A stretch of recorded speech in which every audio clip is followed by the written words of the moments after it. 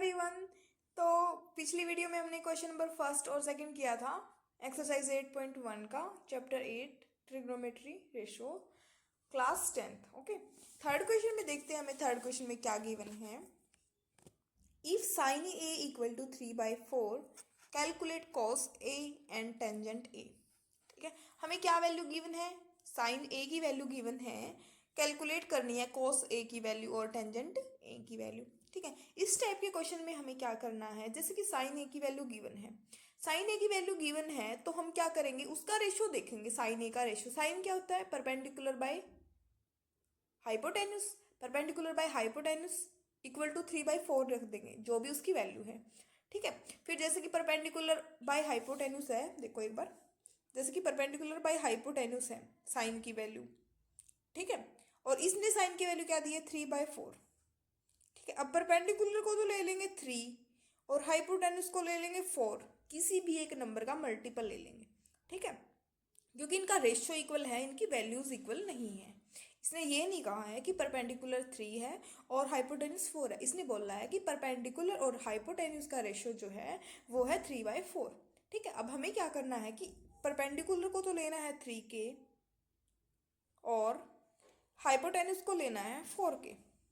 ठीक है, अब हमें इन दो वैल्यूज का यूज करके, जैसे कि अब हमें परपेंडिकुलर पता है, हाइपोटेन्यूस पता है, तो अब हमें क्या करना है, बेस निकालना है। ठीक है, बाकी क्वेश्चंस में भी क्या कर रहे थे हम, बाकी क्वेश्चंस में भी हम क्या कर रहे थे, सबसे पहला काम यही कर रहे थे कि ट्राइंगल की तीनों साइड्स हमें पता होनी चाहिए। ओके, इसको कर देते हैं इरेज। आपको समझ में आ गया होगा कि क्यों हमें ऊपर वाले की वैल्यू ये लेनी है और नीचे वाले की वैल्यू ये लेनी है। ठीक है, तो हमें साइन पता है, perpendicular by hypotenuse equal to 3/4। तो ऊपर 3 है तो परपेंडिकुलर ऊपर है, तो परपेंडिकुलर की वैल्यू ले लेंगे 3 के, हाइपोटेन्यूस ले लेंगे 4 के। ठीक है, यहाँ परपेंडिकुलर क्या है अब इस केस में। ठीक है, ए की बात चल रही है, एंगल ए की बात चल रही है, तो 90 के बीच का और ए के बीच की जो साइड होगी वो तो होगी बेस, हाइपोटेन्यूस रहेगी 90 के सामने वाली साइड, और थर्ड जो बचेगी वो बचेगी परपेंडिकुलर। तो इस केस में परपेंडिकुलर क्या है, BC, तो BC 3 के, बेस है हमारे पास AB जो कि हमें नहीं पता है, हाइपोटेन्यूस पता है AC इक्वल टू 4 के। तो अब हमें क्या करना है, थर्ड साइड यानी कि AB को फाइंड आउट करना है यूजिंग पाइथागोरस थ्योरम। ठीक है, पाइथागोरस थ्योरम क्या बोलती है, perpendicular square plus base square equal to hypotenuse square. ठीक है, अब की बार हमें बेस नहीं पता है, जो जो भी वैल्यू पता है हम इसमें पुट कर देंगे। ठीक है, जैसे कि AC की वैल्यू क्या है हमारे पास, 4k square equal to, AB की वैल्यू हमें नहीं पता तो लिख लेंगे as it is, plus BC की वैल्यू क्या है, BC की वैल्यू है हमारे पास 3k का स्क्वायर। ठीक है, 4 का स्क्वायर होता है 16, k का square equal to AB square plus 3 का स्क्वायर होता है 9 और k का स्क्वायर होता है k स्क्वायर। अब इधर 16k स्क्वायर है, इधर 9k स्क्वायर है, 9 को ले आएंगे इस साइड, तो 16k square minus 9k square equal to AB square. जो साइड हमें निकालनी होती है ना उसको एक साइड और बाकी सबको एक साइड कर लेते हैं। 16 में से 9 को सब्ट्रैक्ट करेंगे तो क्या आएगा, 7। ठीक है, 7k square equal to AB square. ठीक है, अब ये AB का स्क्वायर है, इधर जाके क्या हो जाएगा, ये स्क्वायर रूट हो जाएगा। ठीक है, इसकी साइड चेंज कर देंगे, स्क्वायर इधर आके हो जाएगा अंडर रूट। ठीक है, अब क्या हो गया, देखो यहाँ पे 7 अलग अलग रूट कर लो, 7 का रूट अलग कर लो, k का अलग रूट अलग कर लो, इक्वल टू AB की वैल्यू है ये हमारे पास। अब k के ऊपर स्क्वायर भी है और अंडर रूट भी है, स्क्वायर से अंडर रूट कैंसिल हो जाता है। ठीक है, स्क्वायर से अंडर रूट कैंसिल कर देंगे तो क्या आ जाएगा हमारे पास, √7k इक्वल टू AB। ठीक है, तो यहां से हमारे पास AB की वैल्यू क्या आ गई, √7k। ठीक है, हमें यही निकालनी थी ना। ठीक है, अब हमारे पास बेस भी है, हाइपोटेन्यूस भी है और परपेंडिकुलर भी है, लिख लेते हैं वैल्यूज को। बेस क्या है इस केस में, AB जो हमने निकाला है √7, सॉरी बेस है हमारे पास √7k जो कि हमने निकालना है, √7k, हाइपोटेन्यूस है हमारे पास 4k और बेस है हमारे पास 3k। अब इन्हीं वैल्यूज का यूज करके हम क्या करेंगे, पूरे क्वेश्चन को सॉल्व करेंगे। ठीक है, इस वैल्यू को यहाँ से काम आएगा अब हमारे ये, ठीक है। देखो अब हमें निकालना क्या क्या था, कोसिकेंट ए, टेंजेंट ए, क्या क्या फाइंड आउट करना था हमें, हाँ कोस ए और टेंजेंट ए निकालना था, ठीक है। अब निकाल देंगे। कोस ए की वैल्यू क्या है, कोस ए क्या होता है, बेस बाय हाइपोटेन्यूस, ठीक है। बेस की वैल्यू अभी हमने निकाल ली थी। बेस क्या है हमारे पास, ए बी, और हाइपोटेन्यूस क्या है हमारे पास, ए सी, ठीक है। इसकी वैल्यू तो अभी निकाली है, बेस की वैल्यू √7 के निकाल ली है, और हाइपोटेन्यूस की कितनी वैल्यू गिवन है हमें, 4 की, ठीक है।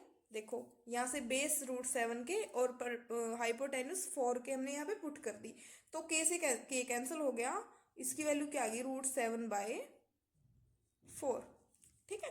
कोस ए की वैल्यू आ गई हमारे पास √7/4। नेक्स्ट क्या है, टेंजेंट ए। टेंजेंट क्या होता है, टेंजेंट का फॉर्मूला होता है परपेंडिकुलर बाय बेस। अब इस केस में परपेंडिकुलर और बेस, परपेंडिकुलर क्या है, BC, और बेस क्या है, AB, ठीक है। परपेंडिकुलर की वैल्यू है 3K एंड AB की वैल्यू है √7K, ठीक है। K से K कैंसिल हो गया, हमारे पास आंसर आ गया 3/√7, ठीक है। हमें यही दो वैल्यू निकालनी थी जो कि हमने निकाल दी, कोस ए एंड टेंजेंट ए। अब देखते हैं नेक्स्ट क्वेश्चन इसका। क्वेश्चन नंबर 4 में क्या दिया है हमें, given 15 cot A = 8, find sign A and secant A. देखो पीछे वाले क्वेश्चन की तरह ही है, उसमें साइन की वैल्यू गिवन थी, इसमें हमें कॉट की वैल्यू गिवन है। देखो सबसे पहले तो इसको ना सिंप्लीफाई करो, जैसे कि 15 cot A, इधर 15 है ना, इसको है ना राइट साइड में ले आओ, इधर मल्टीप्लाई में है लेफ्ट साइड में, तो मल्टीप्लाई है तो राइट साइड में लेके आएंगे तो क्या हो जाएगा, ये डिवाइड में हो जाएगा ना। तो इसको क्या लिख देंगे हम, cot A = 8/15, ठीक है। उसमें हमें साइन की वैल्यू गिवन थी, इसमें हमें कोट की वैल्यू गिवन है, ठीक है। कोट का फॉर्मूला क्या होता है, बेस बाय परपेंडिकुलर, ठीक है। अब हमें इसका मतलब बेस का पता चल गया और परपेंडिकुलर का पता चल गया, ठीक है। बेस बाय परपेंडिकुलर होता है तो बेस क्या है इस केस में, ए बी, और परपेंडिकुलर है हमारे पास बी सी। ए बी को मान लेंगे हम, ए बी को देखो जैसे कि बेस बाय परपेंडिकुलर तो ये 8/15 है, ठीक है। तो जैसे कि ऊपर बेस है तो बेस को तो मान लेंगे हम 8K, और परपेंडिकुलर को मान लेंगे हम, 15K, ठीक है। अब हमें क्या निकालना है, हाइपोटेन्यूस।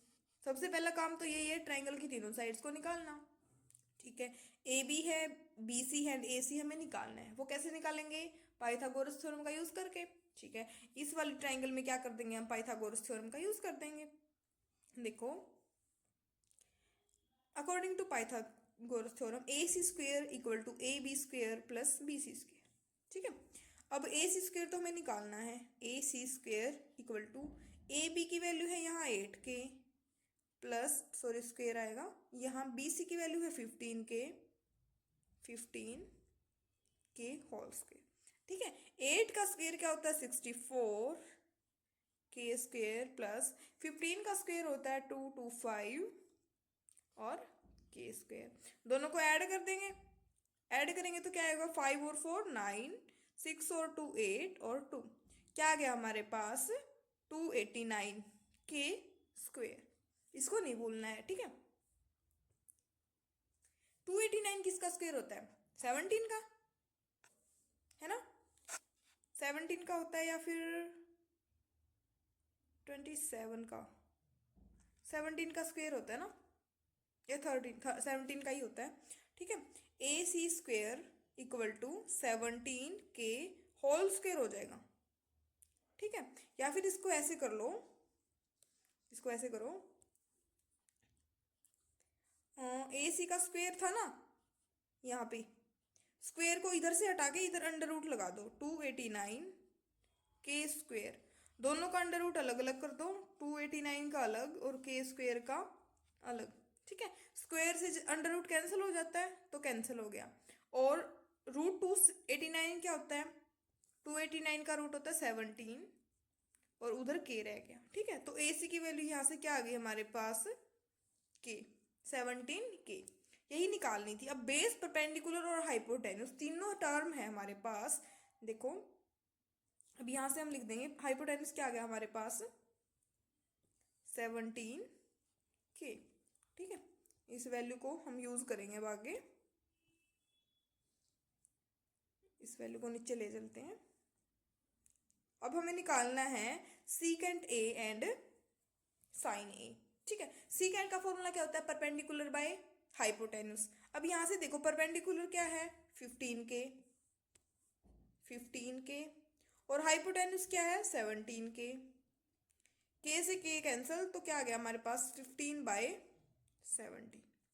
ठीक है, अब दूसरा क्या है सीकेंट ए। सीकेंट का फॉर्मूला क्या होता है हाइपोटेन्यूज अपॉन बेस। हाइपोटेन्यूज क्या है हमारे पास 17K और बेस क्या है हमारे पास 8K। ठीक है, के से के कैंसिल हो जाएगा इक्वल टू 17/8। ठीक है, इस तरह से हमें क्या क्या साइन की ए की और सीकेंट ए की वैल्यू निकालनी थी जो हमने निकाल। ठीक है, अभी भी अगर इस क्वेश्चन में कोई भी डाउट है तो आप कमेंट करके पूछ सकते हो। ठीक है, मिलेंगे नेक्स्ट क्वेश्चन के साथ नेक्स्ट वीडियो में। Okay, bye bye.